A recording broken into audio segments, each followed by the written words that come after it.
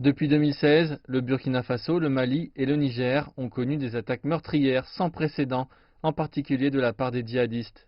On estime que plus de 4000 personnes ont été tuées dans des attaques en 2019. En mars de cette année, au moins 1,2 million de personnes ont été déplacées, la majorité d'entre elles au Burkina Faso, autrefois pacifique, et ce malgré la présence des forces spéciales françaises, de la force du G5 Sahel et des forces de l'ONU dans la région.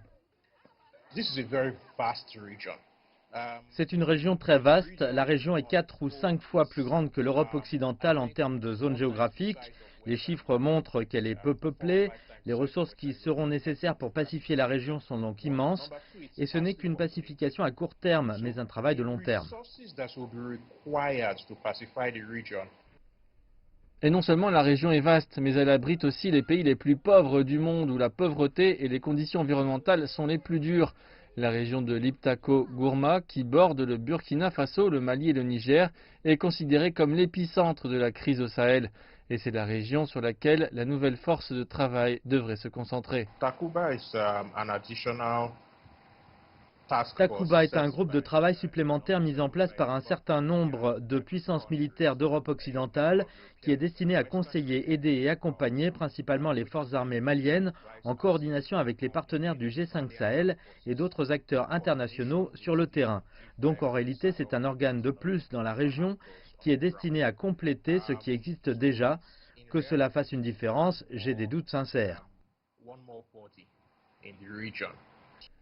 Lorsque la force du G5 Sahel a été mise en place en 2014, on s'attendait à ce que la force composée de troupes des pays du Sahel contrôle les activités des djihadistes et le crime organisé dans la région.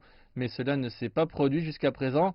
La force a été sérieusement entravée par le financement, laissant la région exposée à des attaques accrues, également alimentées par les conflits locaux.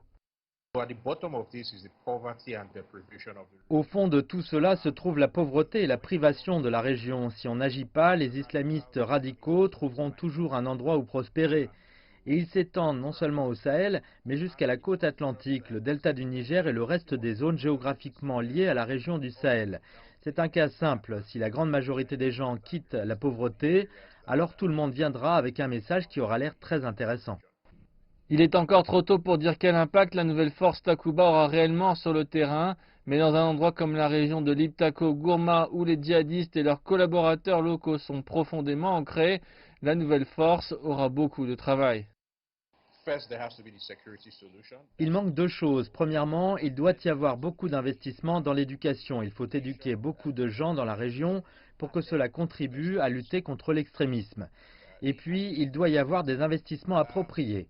Si vous regardez le taux de chômage dans la région, on a des taux de chômage incroyables dans toute la région. Et cela conduit à une augmentation des cas de pauvreté, ce qui signifie que les gens n'ont nulle part où aller, ni vers qui se tourner pour leur donner des messages d'espoir. Donc la solution doit être à 3 points. D'abord, il doit y avoir la solution de sécurité, c'est inévitable, et puis il doit y avoir l'éducation et la déradicalisation, puis les investissements. Les solutions pourraient sembler simples, mais ce n'est absolument pas le cas, tout du moins pas pour le Sahel.